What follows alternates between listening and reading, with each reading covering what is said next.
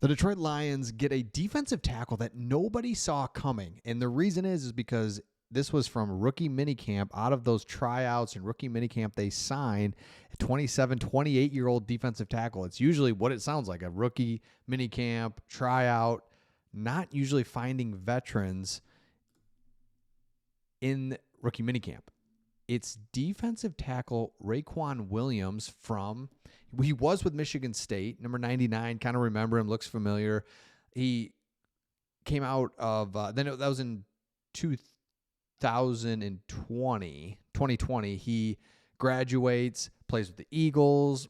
He was with like the Panthers, I want to say, the Jets, a few different teams, never really caught his footing, but then is trying to make a kind of revamp his career.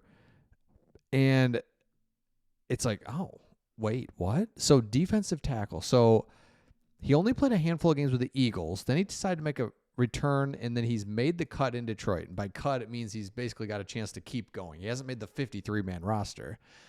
My guess is that he's going to work his way through the practice squad this season, eventually earn a call, because Detroit has been known to be thin along the defensive line. So it is so true that the Lions needed defensive line help. That's why they went out and made the first-round selection was a defensive lineman. You got Aleem McNeil, who's out. You've got an aging interior offensive line, plus some draft picks haven't worked out. And so now it's like, well, oh my gosh. Didn't see this coming where you actually can get a veteran. I use air quotes, half of an air quote, because he hasn't really played, but he's an older guy. So it's like, okay, I'm interested in this. And here's his Michigan State days, and he was solid at Michigan State. 4 years under D'Antonio, like back in the heyday of things. So I don't know. Something to keep an eye on. I mean, is he going to lead us to a Super Bowl? No. But is he going to be somebody that could provide depth, practice squad? Absolutely. Okay, PFF. Check this out. This is top 25 players under 25 entering the 2025 season.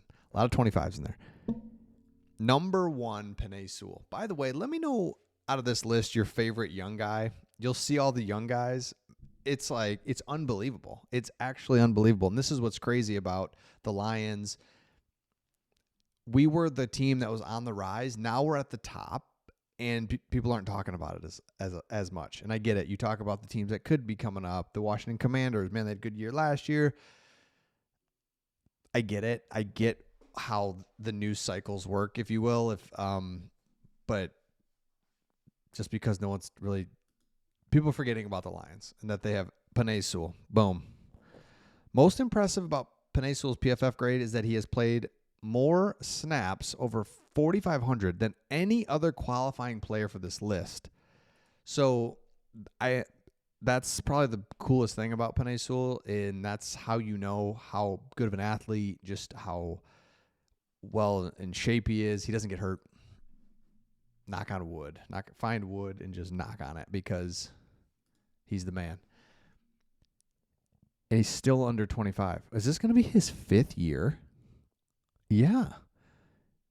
Remember, we drafted him. It was COVID. It was weird. He came out early, and he was 20. So, yeah, he's 20, 21, 22. So he's going to be 25 maybe? Love it. Puka Nacua, shout out to him. Real deal. Kyle Hamilton, Jaden Daniels, of course, Jared Verse. And then, wait for it, in the top 10, Brian Branch. Oh, man. Branch is one of several promising young Lions players on this list. I love it. Brian Branch. The thing about Brian Branch, and I learned this last week listening to the Detroit Lions defensive coordinators, that Brian Branch can match up with anyone. And that is the secret sauce to the Lions, and that's why the Lions play so much man, and that's why you don't see teams just man up like the Lions.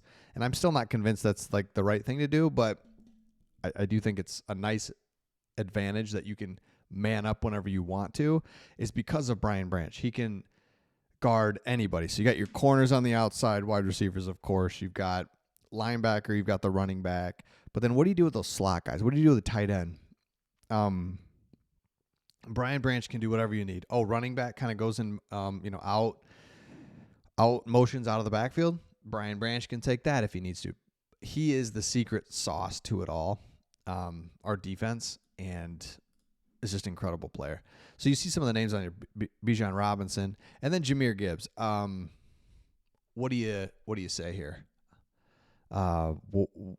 If you want to get excited for the 2025 season, watch Jahmyr Gibbs highlights. We were in it last year, right? You're in it. You're in the season. David Montgomery gets hurt a little bit. Gibbs is getting the ball more, and you just kind of forget how special he was. So many games where, man, he would take in what should be a 6, 7, 8 yard run and just boom, boom, 24 yards, 18 yards, 12 yards. Takes how many runs did he take, against the Vikings, there's so many runs where he scored touchdowns. This is so crazy because it's so hard to, you're obviously trying to score touchdowns, but when you can do it on the ground from like 30 yards out, like that's just not planned. So instead of trying to scheme up a red zone play where it's tighter in there, you're running, and then you can break a touchdown. He's so valuable. It's just Google some highlights and you'll be like, oh yeah, he's unbelievable. Okay. I'm going to keep scrolling through. You can see some of the names here. Lad McConkey, love it. Sam Laporta, here we go. I mean, he regressed in 2024, 100%, and regressed is the wrong word because it was just a weird situation where he wasn't getting the ball. He was, you know what I mean? Like, didn't do anything wrong. It's just, you got St. Brown's going to get 10 catches. Williams is going to get, Jamo's going to get 7. Tim Patrick gets in the mix a little bit. You're handing off to Gibbs. I mean, before you know it, one guy every week is just like only had two touches. Or, it's just how it's going to be. And Laporta had a stretch there where he was kind of the guy that, so this regression is the wrong word. It's just how it fell a couple times. But Laporta ranks 4th at the position overall and 5th in the Lions PFF WAR since 2003, making him another worthy Detroit Lions player for this list. And if you look now at our offensive line, our offense, just on this graphic, which I really like.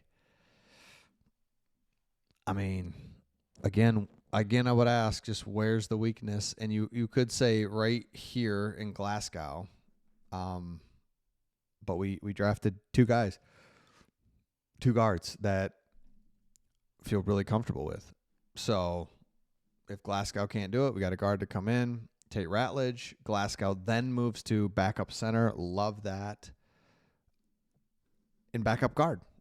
So now we just went from not being really thin at offensive line to being really in great spot. And by the way, Penei Sewell, I mean, you cannot draft, you cannot find a player like him. Gibbs, you cannot find, right? If you start going around like guys that's like, hey, this next offseason, let's try to get a free agent like St. Brown. It's like, that doesn't exist.